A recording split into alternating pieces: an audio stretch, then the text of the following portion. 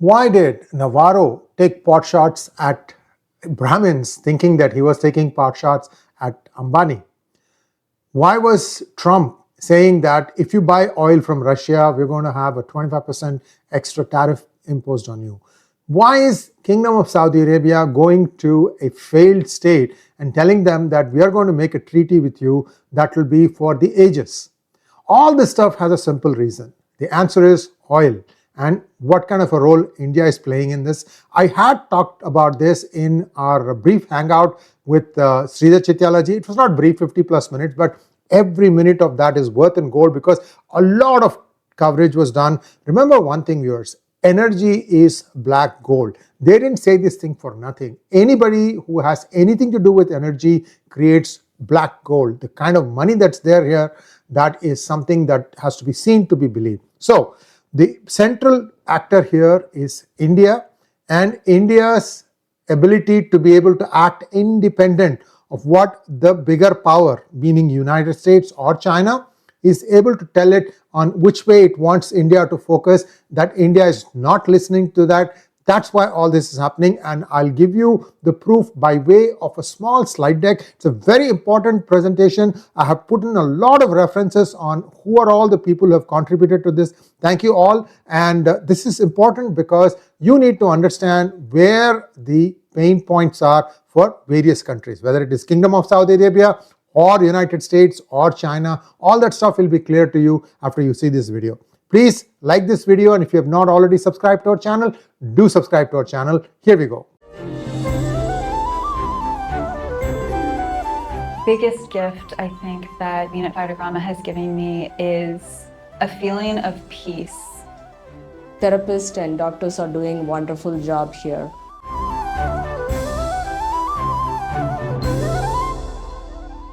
Trump and the Saudi Wahhabi oil lobby. The Reliance-Aramco's deal. There was a deal that was almost to be signed in 2021, wherein Aramco was going to take a 20% stake in Reliance, and that was for an amount of close to $15 billion, with the oil to chemical business valuation coming in at $75 billion. But that collapsed. Why? Because there were disagreements about the valuation, and also that Aramco was not happy that Reliance was also diversifying into renewable energy. So this is a big picture here. Aramco walked away from that deal, and Reliance had become big enough that it did not need that investment. Now you know that Nayara Energy is Rosneft plus some players in India who are not coming out of the shadows, but it is believed that these are the big hitters of Indian industry. I'll leave it at that. Let's just say that everybody has a stake in Nayara Energy.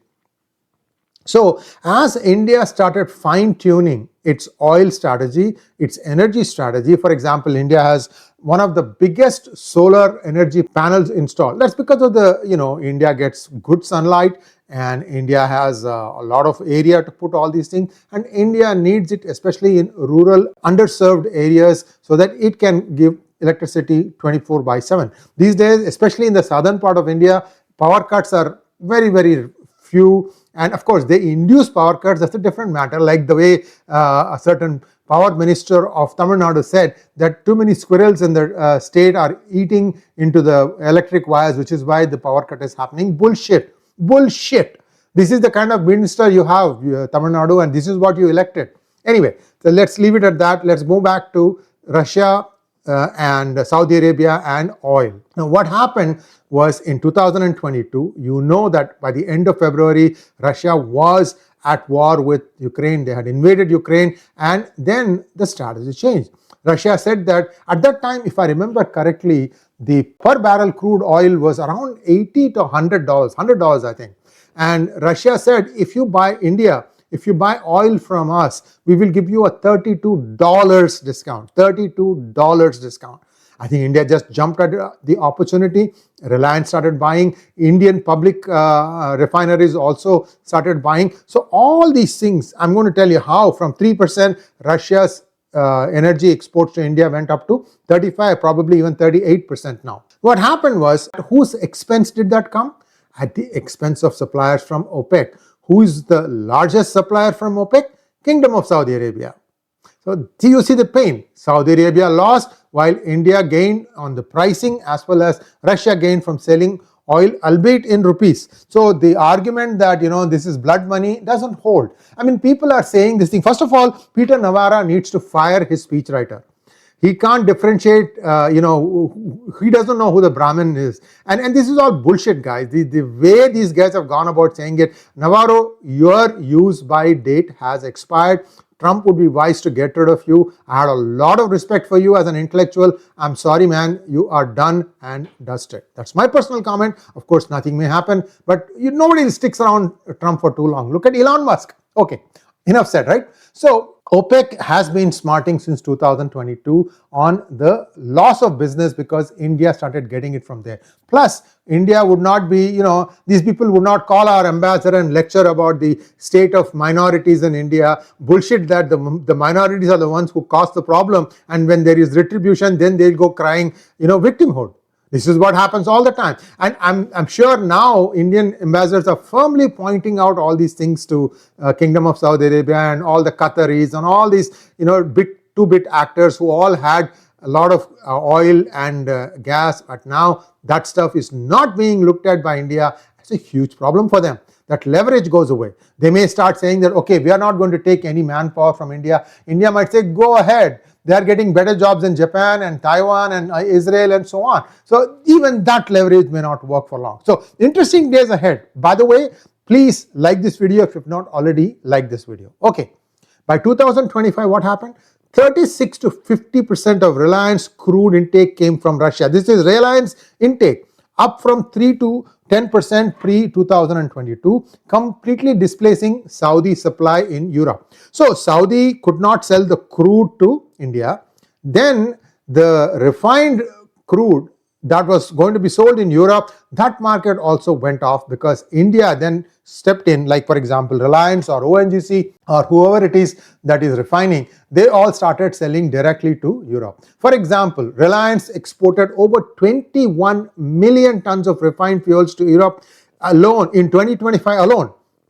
Reliance exported over 21 million tons of refined fuels to Europe in 2025 alone, cutting into Aramco's contracts and prestige. So you might ask me, what used to happen before India came along? Well, if they wanted refined energy, what they used to do, that is Western European countries, they used to go to Russia. Russia has its own set of refiners and they used to get it from them.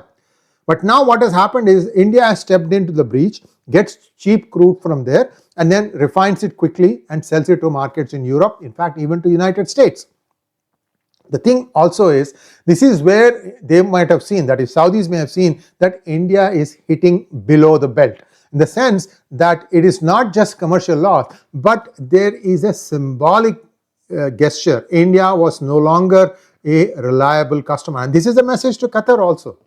Just see how many times they are going to start talking about Nupur Sharma. People will just say, shove it. Because Qatar has now been found out with so many other bad things. Kingdom of Saudi Arabia, on the other hand, hasn't done all those bad things. However, they are the ones who have all these Wahhabi, Salafi, all these extremist versions of Islamic sects. All these has come from Kingdom of Saudi Arabia.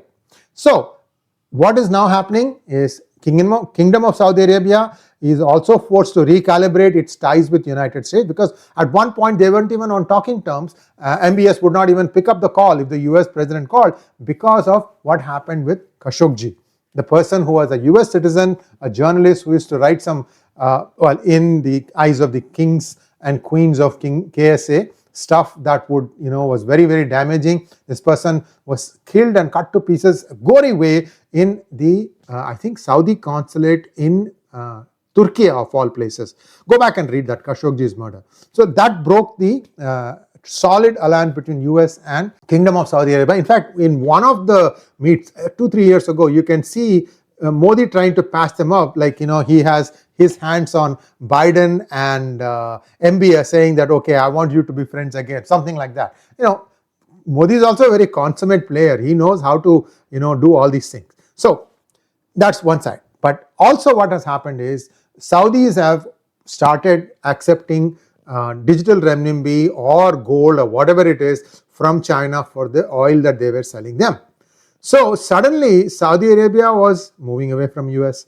US is pissed because India buys its oil from Russia in rupees, and KSA sells its oil to China in renminbi. So what's going on, right? The supremacy of the petrodollar was at stake. Then Trump came back, and now what is happening is that Kingdom of Saudi Arabia is back to currying favor with the United States. They have promised 1 trillion investment. If I remember correct, one trip that Trump made to KSA, UAE, Qatar and so on, I think he got close to 2 trillion between those three countries as investment promise. Then he also went and twisted the arms of Japan. Japan said they will invest 500 billion, and a very controversial deal where after the Prime Minister signed it or believed to have signed it, he was forced to step down because the country would not accept it. That's still up in the air. Why Trump wants his big money coming into US to invest, I'm going to have a separate monologue on that. Just stay with me. I'll do it in a couple of days because there's a lot of impact on what is happening with the United States debt. That's a separate thing. I'll come back to you on that one. Now, 1 trillion in investment to US economy. Then they also invested $2 billion in Jared Kushner, that is the son-in-law of Trump, husband of Ivanka Trump, firm Affinity Partners in 2021. It's a different matter that Kushner's family keeps going bankrupt over many of their investment plans. But Kushner married into royalty. Today's royalty is the Trump. The Trumps are the father and 3 or 4 children and so on and so forth. So now what has been happening is all these things have been combining. The Kingdom of Saudi Arabia, perhaps Qatar is always anything to do with trying, if somebody is eating their lunch, they are also going to jump in, and all these things have started putting pressure on India, especially its Russian crude deal, and in order to protect themselves, especially Aramco, as well as the US dollar system. So then what happened? Pakistan has become a proxy tool. When Pakistan lost so badly to India during Op Sindoor, the writing was on the wall. Whose nukes were Pakistanis holding in Pakistan? What was there in Kirana Hills? What was there in Chagai Hills? What was there under Noor Khan base? All these things are difficult questions for Pakistan to answer, even more difficult for Saudi Arabia, because it is believed that Saudi Arabia has invested billions into Pakistan for the promise of an Islamic bomb. We don't know if that ever got delivered. We don't know if KSA has an ability to do anything with it. At the same time, now they have signed more agreements with Pakistan to get more soldiers on the ground who are all guarding Saudi's border with Yemen. Okay, now let's get back to after I think Munir came into control. Saudis have injected 2 billion into Pakistan, and they also unlocked the IMF aid of close to 3 billion standby agreement, which means basically 2 plus 3, 5 billion is supposed to come into Pakistan, but it doesn't come all at once, it comes in small tranches. Then the investments into Recodic and other projects have strengthened Islamabad's dependence. Now, Pakistan's narrative demonizing Jamnagar refinery, Ambani owned, and India's Russian crude imports is part of Riyadh's indirect pressure strategy. So Riyadh is also putting pressure on India. What has India done? Well, India has been reducing its import footprint from Kingdom of Saudi Arabia. They were at 18 or 17% last year. Now it is down to 14%. And I think once this deal was signed with Pakistan, India said, okay, even this 14 is going to go away. And I think Saudi Arabia has put a retraction of sorts, saying that no, we don't really get involved in matters between India and Pakistan or something of that nature. Again, not much is coming out, but it is reliably learned that that's what happened. Let's leave it at that. Now, the dollar hegemony problem. So this is all KSA's issues, how they are trying to use Pakistan to get back at India. That is KSA, Pakistan ecosystem. Plus maybe there are other countries in the Middle East who might also jump in. What is US's problem? Well, US's problem is that India is purchasing Russian oil in rupees. And then I told you, remember in one hangout with Sridharji, where he said that India is also paying dirhams for its oil and perhaps even yuan. Russia seems to be happy with any of these currencies. It just doesn't want dollars. So Washington sees this as a huge setback, that the petrodollar's dominance is being challenged by a big energy consumer such as India. That pisses them no end. But what has happened is, in the past, like for example, there's one nonsense stuff that the then Home Minister of India, Chidambaram, said that India wanted to retaliate after 26/11, but they were told by US not to do so. Bullshit. This guy will spin something here, spin something there, and don't give credence to what he said. Anyway, so point I'm trying to make is that US did have some control over India, and that control is slowly going away. In fact, many say that there was some conversation between perhaps Marco Rubio and Rajnath Singh, or somebody in Indian establishment, to say that, okay, bring this thing to a close, and then India said no, let Pakistan's DGMO ask our DGMO, we'll see. And I think within a half an hour or 1 hour, I think that call also materialized. But Trump never talked to Modi. The fact that Modi called Trump's bluff, he gets under his skin. Trump is like a very, what I say is right, and he kind of is very, what should I say? I mean, from what I've observed, he's not afraid to throw his weight about, and India is saying no, step back, we don't agree, and so is China. So both China and India are standing up, and Putin comes, shakes hands, plays nice for the pictures, and then goes back and does exactly what he was doing as far as Ukraine is concerned. So the three big countries outside of US have all started calling US's bluff. US is also livid, but what can US do? Its options are few and far between. By the way, 800 generals are now congregating in one place, and Trump also is going to be meeting them. Pete Hegseth is supposed to be the one putting out the strategy. We don't know what is in play here. We'll see what information, if any, comes out. Now, the US oil lobby, which is also seeing some of its business disappear because India is a low-cost refiner, are now trying to apply pressure by way of tariffs, and also trying to see if they can ban output from Jamnagar and make Europe not buy these things from India. But this is it's like this, okay? When water flows from a higher level to a lower level, you will never see water flowing back up to the higher level, right? Same way, when somebody is consistently giving you what you want at a lower price, there's no way they are going to go back at that and pay more, which is what would end up happening for Europe. Now, while all this was happening, how much did India make as money? Windfall profits, over 94,000 crores collected by the government of Modi government, close to $11 billion through windfall taxes on petroleum exports, and the revenues used to stabilize state-owned multinational corporations who were burdened with 1.48 lakh crores in oil bonds from the UPA era, and to fund mega infrastructure projects. Have you ever seen one UPA rascal say anything about the oil bonds they signed? All that stuff came due during Modi era, and they had to pay all those bonds because India wants to maintain its sovereign rating. I believe it's all paid off now. But will these rascals ever admit that they did this? Because they never said it then, and now everything is being paid by these guys, and they just don't know what to do.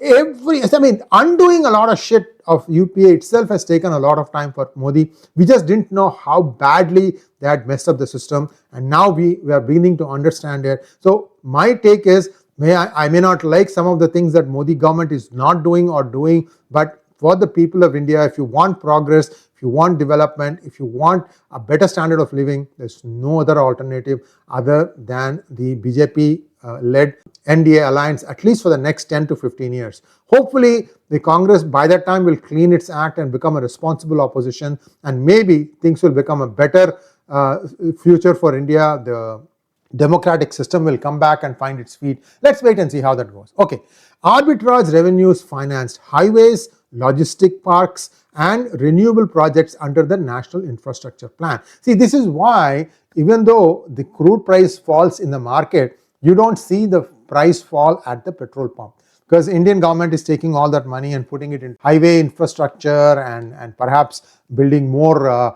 logistic hubs and putting serious money into planning for the future. For example, I am told that the amount of construction taking place in Andaman and Nicobar Islands is unprecedented.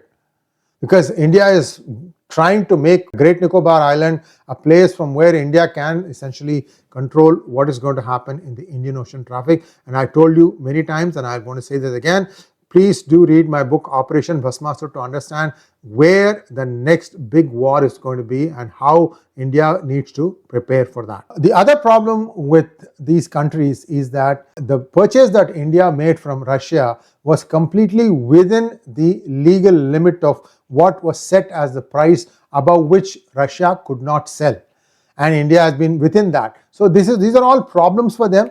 And the other thing is, now Trump finds it difficult to explain how is it that it was the Biden administration that requested India to buy Russian oil so that the market price for oil would stay low. See, this is the thing, they don't want to see what their predecessor government did. I'm a neutral guy. I'm just telling you that this is all something that is leading up to a huge problem, but how this is going to be solved, I'm very curious to know. Will United States match Russia's price and give crude to India at a discount? Well, in that case, India might not need oil from Venezuela and Iran. But it is known that Iran crude is quite sweet. And why should India buy oil from America? Because America has broken the trust. I mean, even I am very disappointed at the way with which the Navarros and all the other clowns who have been the Lutniks and even Besant, these are all supposed to be the mature men in the room. They've all made some very intemperate statements. So clearly they need to fire the speechwriter who did all this stuff. That guy is a piece of shit. Guy or girl, whoever. That's just my comment. Okay. Now, what is happening with Saudi? How is it going to try and leverage its oil power? Well, right now, Riyadh doesn't have a lot of options as far as India is concerned. All they are going to do is try and goad Pakistan to say, okay, you go and blast another bomb and say this is the Islamic bomb, and you can even make a statement that Saudi has, it is available for all the Islamic countries or something of that nature. That's one possibility, right? But will US accept that? I don't think so. Will India accept that? Even more, I don't think so. Will Israel accept that? Not a chance in the world. So all these countries, once they know that something like this is happening, guess what? That's going to be taken out. We'll see how it goes. Now, the other poignant moment is when the Pahalgam attack was happening, Prime Minister was on a visit to Kingdom of Saudi Arabia, and he had to cut short that visit and come back. So it's hard to accept that these countries did not know that Pahalgam was going to happen. In fact, during the period of May 6th to May 10th, if I remember correctly, the KSA representative came and visited India and went very quietly. Go back and look at the newspaper in those days. You will see. What was he carrying? Right? So, like I said, still more details are coming out. Op Sindoor was something that was, has done a lot of stuff. And I also feel that it's just a pause. It could resume any minute as soon as something else starts happening in Pakistan.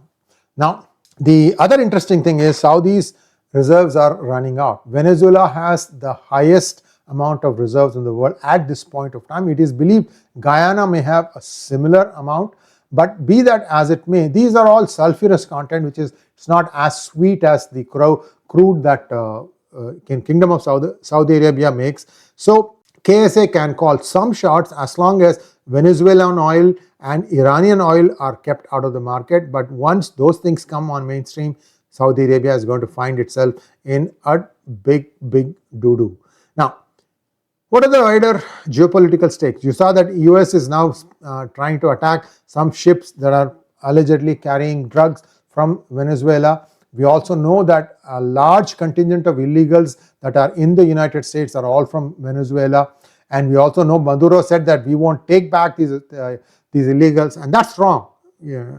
Once it has been proven that somebody is an illegal from a country, it becomes the obligation of that country to take back its citizens. And so Maduro is not a well regarded customer in US, and who knows what's going to happen there. Now, the next point would be when Venezuelan and Iranian oil re-enters the markets. OPEC, Aramco, shale players, all will face huge disruptions because the only thing these countries can do to grab market share is to dump the price of the oil. So, interesting times ahead. So, right now, India's pivot to Russia challenges not just Riyadh, but the shadow circuits of extremist financing. At the SCO and BRICS forums, India joins Russia, China, and Brazil in opposing unilateral sanctions, framing Russian crude imports as a South-South solidarity. Not only that, India also has kind of cleaned up some of the public sector owned refineries such as the IOC, the BPCL and the HPCL, and they've also started absorbing large Russian volumes, stabilizing the domestic supply and consumer prices. Private players like Reliance have diversified risk, moving into telecom, retail, renewables, anyone, and soon they will be entering into financial services also, aligning with India's sovereign strategy. Don't ask me why it is that only a few companies are able to get into new technological sectors at will. Well, when they came in and when they became successful, they put a lot of roadblocks for somebody else coming from behind to upset them. I mean, it's a miracle that companies like Wipro and Infosys got this big despite all these moats being built by these people. I don't know. And now if any new company wants to get into India, that part will break eventually. When the markets, that is stock markets, become more transparent and give you good price discovery, then things will improve. But I have been trying to bring that change also, writing a lot of stuff, but nothing has happened. This is one of those sore spots of the Modi administration. Okay, so now you know why Nayara Energy was sanctioned, because this was eating Saudi's lunch along with many others. And you also know why Europe tried to sanction them, because it was probably Saudis and America that said, stop this guy and buy oil from us. It could be crude, it could be refined, we don't know. So you see the whole thing turning around. So this is the silent player, Kingdom of Saudi Arabia and some of the OPEC countries, all of whom are losing market share to Russia and perhaps now to Venezuela and even Iran, as India says, okay, we are going to keep ourselves diverse, we are going to keep our options open, and anybody who wants to sell oil to India, you need to quote your price X Indian port. Then we will decide whether we want to engage with you or not. Good policy, I think. We'll see how it plays out. So what has also happened is India has completely broken free of the oil bullying that used to happen. For example, Nupur Sharma and apology. That was oil bullying, because India had a huge gas contract with Qatar and that was in jeopardy. They might have said some things like, look, we are going to pull this thing, which is why India said, okay, fine, we will apologize or something, and they even expelled her from the party. She's actually living a life of fear right now. And will all that vomit be taken back by Qatar? I don't think so. But India learned a lesson, said don't be dependent on Middle East oil. These guys are good for nothing, right? Not in so many words, but you understand what I'm saying. So India is also playing this game very cleverly. And the next few weeks, when the free trade agreement in some shape or form will take place between India and the US, then some calm will come until the next storm. That's all I have. Now, these lobbies like Qatar, Saudi Arabia, they all use their pet proxy is Pakistan, and they will do anything possible to try and embarrass India, to try and put pressure on India. Even US could be made to make some statements, whether it is Qatar or Kingdom of Saudi Arabia telling them, go tell this thing to India. Because I find some of these speech writers totally bogus, and it also shows from their hatred of Hindus, not even India. Hindus, that makes them to say some things like this. And I'm going to say it because I'm a Hindu. I know more about this than any of you. I mean, I have an adjective after that. I'm going to leave that. You can fill in the blanks. So, in a world where oil, finance and security are being weaponized, New Delhi has shown that pragmatism and resilience can beat pressure and propaganda. This is true. India is still holding strong. Its head is strong. It is not bowing to pressure from US, and Trump has basically run out of options at this point. I mean, India yesterday, like I said, India is buying soybean from Argentina, not from United States. It could have bought it from US also. India said no. So India has drawn the line. Nothing from US in terms of agricultural stuff. We'll see what happens. So what does this mean for my brothers and sisters who are farmers in Midwest? Unfortunately, sometimes you need to exercise caution and patience, and that's not something that the Trump administration has. And by not doing that, they are unfortunately hurting us the tax-paying Americans, they don't realize the kind of follies they make. And see how many times the Trump administration has done a volte-face. I used to make fun of the Biden administration for the same thing, but Trump administration is not far behind. There you have it. You got the whole picture now, and this picture might get changed a little bit here and there in the days and weeks to come, and we'll be the first one to keep you posted on this. Thanks for watching. Please like, share and subscribe to our channel. Don't forget to click on the bell button for notifications. Namaskar.